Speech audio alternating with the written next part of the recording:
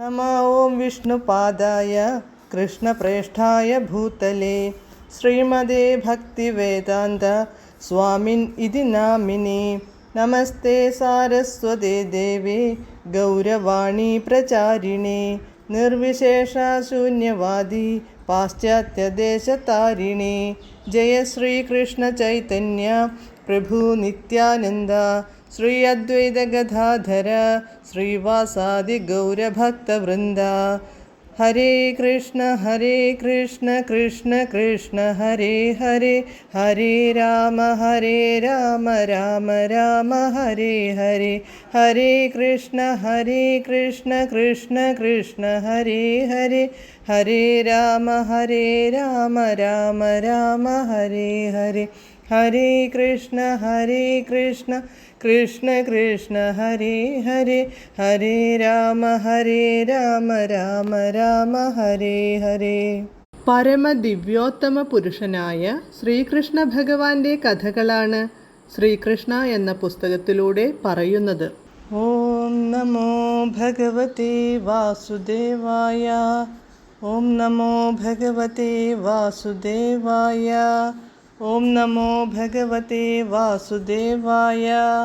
നാരായണം നമസ്കൃത്യ നരം ചൈവ നരോത്തമം ദേവീം സരസ്വതീം വ്യാസം തതോ ജയമുദീരയേത്.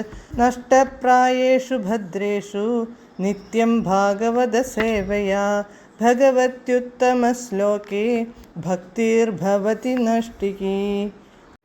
അധ്യായം 79. കൃഷ്ണസുദാമ സംഗമം. Page number 777.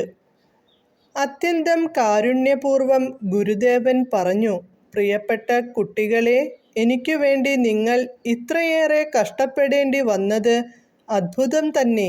സ്വന്തം ശാരീരിക സുഖസൗകര്യങ്ങൾ തീരെ പരിഗണിക്കാതെ എനിക്കു വേണ്ടി ഇത്രയേറെ കഷ്ടപ്പാടുകൾ സഹിച്ച നിങ്ങൾ ഗുരുവിനോടു എത്രയോ വിശ്വസ്തതയുള്ളവരാണ്.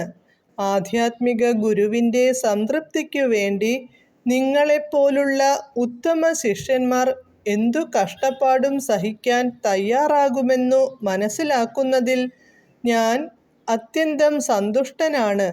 ആധ്യാത്മിക ഗുരുവിനോടുള്ള കടപ്പാടു തീർക്കാൻ ഉത്തമ ശിഷ്യൻ പ്രവർത്തിക്കേണ്ടത് ഇങ്ങനെ തന്നെയാണ്. ആധ്യാത്മിക ഗുരുവിനെ സേവിക്കാൻ സ്വജീവിതം സമർപ്പിക്കുക എന്നതു ശിഷ്യൻ്റെ ധർമ്മമാണ്. പ്രിയപ്പെട്ട ദ്വിജോത്തമന്മാരെ, നിങ്ങളുടെ പ്രവൃത്തിയിൽ ഞാൻ വളരെ സന്തുഷ്ടനാണ്. ഞാൻ നിങ്ങളെ അനുഗ്രഹിക്കുന്നു. നിങ്ങളുടെ സർവാഭീഷ്ടങ്ങളും നിറവേറട്ടെ. എന്നിൽ നിന്നു നിങ്ങൾ അഭ്യസിച്ച വേദങ്ങളെല്ലാം സദാ നിങ്ങളുടെ സ്മരണയിൽ തങ്ങി നിൽക്കട്ടെ. അങ്ങനെ വേദങ്ങൾ പഠിപ്പിക്കുന്ന പാഠങ്ങൾ നിങ്ങൾക്കു സ്വായത്തമാകട്ടെ. അവയിൽ നിന്നു തക്ക സമയത്തു ഉദ്ധരിക്കാൻ നിങ്ങൾക്കു കഴിവുണ്ടാകട്ടെ. ഈ ജന്മത്തിലും അടുത്ത ജന്മത്തിലും നിങ്ങൾക്ക് ഒരിക്കലും നിരാശയുണ്ടാകാതിരിക്കട്ടെ. കൃഷ്ണൻ തുടർന്നു, നാം ആധ്യാത്മിക ഗുരുവിൻ്റെ ആശ്രമത്തിലായിരുന്നപ്പോൾ ഇതുപോലെ എത്രയെത്ര സംഭവങ്ങളുണ്ടായിരിക്കുന്നു. അതെല്ലാം അങ്ങ് ഓർക്കുന്നുണ്ടാവുമല്ലോ. ഗുരുകടാക്ഷമില്ലാതെ ഒരിക്കലും സുഖമുണ്ടാകില്ലെന്നു നമുക്കറിയാം. ഗുരുവിൻ്റെ കാരുണ്യവും അനുഗ്രഹവും കൊണ്ട് നമുക്ക് ശാന്തിയും ക്ഷേമവും കൈവരും. അങ്ങനെ ജീവിതത്തിൻ്റെ ദൗത്യം നിറവേറ്റാനും സാധിക്കും.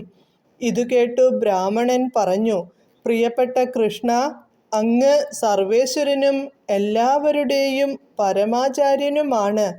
അങ്ങയോടൊത്ത് ഗുരുകുലത്തിൽ കഴിയാൻ ഭാഗ്യം സിദ്ധിച്ചതിനാൽ നിർദ്ദിഷ്ടമായ വൈദിക ധർമ്മങ്ങളൊന്നും ഇനി കൂടുതലായി അനുഷ്ഠിക്കേണ്ടതില്ലെന്നു ഞാൻ കരുതുന്നു.